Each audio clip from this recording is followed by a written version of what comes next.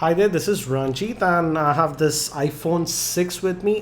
This is the 4.7-inch version, not the iPhone 6 Plus, which has a larger screen. That's a 5.5-inch screen. And we're just going to do the setup and I'll give you my overview regarding this. And the first thing is that the corners are actually pretty rounded on this device, and no way it's a very small phone. I'll just compare it with some other popular phones and show you that a bit later. And on the back we have that gold finish. We get it in we get it in three colors. This is the gold one. We also have that space gray and the white one. If we talk about the rear facing camera on this new iPhone 6, you'll notice that the lens actually comes out a little bit, so that might be annoying to some people. And regarding the rear facing camera, the optics have been improved, and now this camera can shoot slow motion video up to 240 frames per second and 1080p up to 60 frames per second. Here we have the power button. It has been moved. On the earlier iPhones it was on the top. This is for the nano SIM tray. It accepts the nano SIM and nothing else. On the bottom we have the opening for the speaker. It's just a mono speaker, but I heard that it has been improved. We have the lightning connector also, and moving forward we have the main microphone and the 3.5 mm headphone jack. And moving on this side, we actually have the volume rockers, the up and down, and we also have this toggle to toggle between the mute and the vibrate. So let's just switch on this iPhone 6 now. And before that, let me actually show you the size. It's not very small. This is the Samsung Galaxy S4, a very popular phone, which has a 5-inch screen. And if you see in the height department, it's exactly similar to that. This is the LG G3, which has a 5.5-inch screen, and you'll notice that not a huge difference in terms of the height. So yes, it's a compact size phone, but it's not very small if you're coming from the iPhone 5s. But again, it still fits in your hand. I'm actually used to some larger size Android phones, so it's okay for me. But again, if you do not like large screen size phones, I would suggest that you first go to an Apple store or a local retailer and handle the phone and check out. I also checked out the iPhone 6 Plus. That is actually massive. So let's just start it up, and this will be the first boot for this device, so we might have to set it up. And we also do get the Touch ID. And the front facing camera is a 1.2 megapixel shooter, but in terms of video it's still restricted to 720p, not 1080p. And it's actually pretty thin, and again, because it has that rounded corners, it's comfortable to hold, but I just don't like these lines over here. These are for the antennas, but just in my personal opinion, I would say it spoils the look of the device. It could have been a little bit discreet in my opinion. And before we proceed, I just want to thank Faisal Communications for providing this unit for review. They just loaned me this unit for a day or two, as the iPhone 6 has not yet been officially launched in India. And regarding the pricing, as of now, Faisal Communications said that in the grey market, as of now, the iPhone 6 price is hovering around the 55,000 rupees mark. You can check out Faisal Communications for more info. So let me just quickly set this up and then we'll continue. So I've just set up the iPhone 6, and I've also set up the Touch ID, so we can just use our fingerprint to unlock this device. And as you can see, it works. And iOS 8 is pre-installed on this new iPhone 6, and in fact in cosmetic changes it looks actually very familiar to iOS 7. But yes, we do have the options of widgets in here at the Today, and we can access our notifications over here. We also have the control center.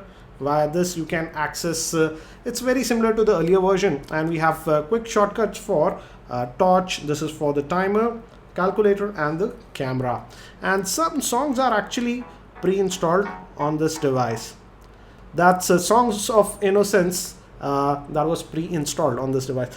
So I haven't installed any apps yet, so let's look at the storage that we have. The iPhone 6 that we have is the 16 gig model, but we also get the 64 gig and the 128 gig models for the iPhone 6 and the 6 Plus. So let's look at the storage that we have, and if we go to general and if we look at usage, out of that 16 gigs, the available space that we have is 11.2 GB.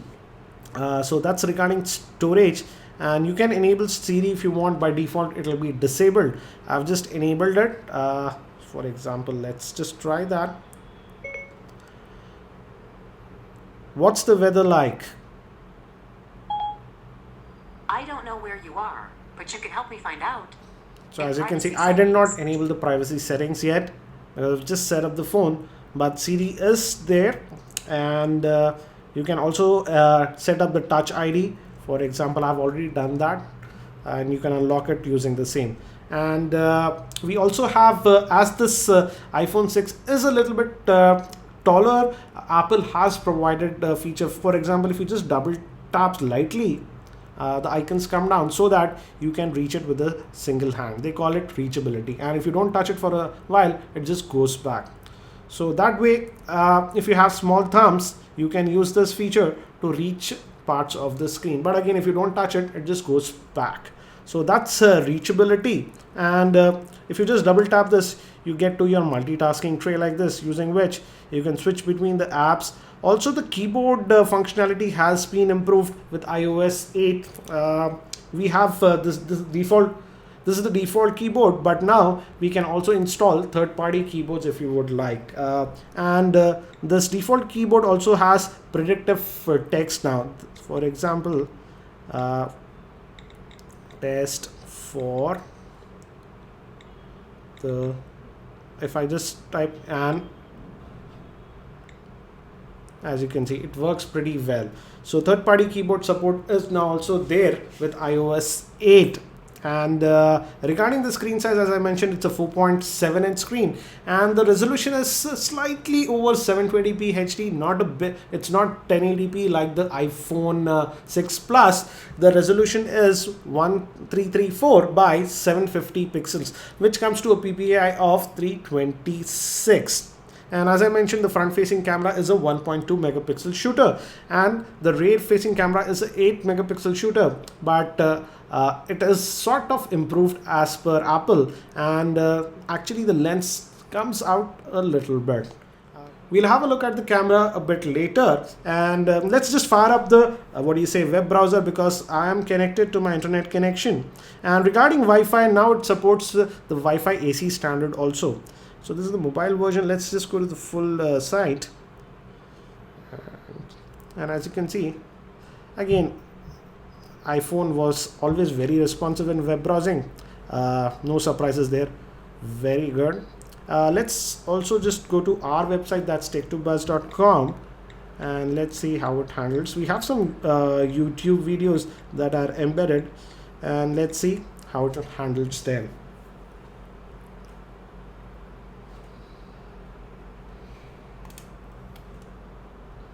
So as you can see, it loaded our website, and yes, I have a video here. For example, let's try to open this story, and let's see how it handles it. And let's change the orientation, and again, that was quick. And this is the video, so let's try to play this one and see.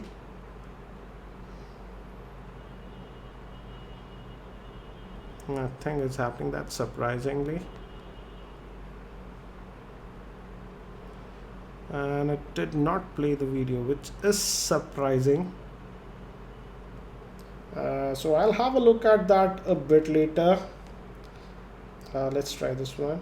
No, this one is also not playing. Now it started playing. Maybe it was my net connection. Let's maximize the volume actually.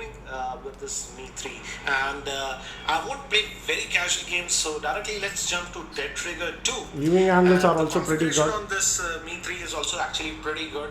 It sports a Snapdragon 800 and surprisingly, though it's just a mono speaker over here, it's actually pretty decent.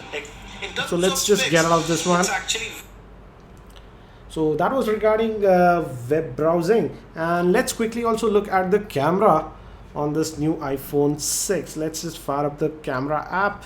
It's over here, and you just tap in, and it has pixel focus, so the focusing should be very good, very fast in fact. If you just tap in, yes, it is focusing. And using this, if you can see, we can manually adjust the exposure also. So let's say it's pretty bright. I'll just adjust the exposure and take the photograph. Let's look at the photograph. And as you can see, it came out actually pretty good, but you can also edit. And with iOS 8, Apple has added a lot of options to edit the pictures, for example. And let's say I can just go to the light option and adjust the exposure. I can just easily adjust the exposure like this, and let's cancel that.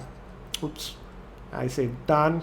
I can just go back, and there are a lot of things that you can change around. In the lighting, you can change the highlight, shadow, contrast. You can also play with the color, as you can see. So there are a lot of options that are provided. As you can see, you can make it black and white like this, or add color to it. So a lot of options have been added for the camera software. Actually, I have taken some of the sample shots with this new iPhone 6. So let me show you the same now.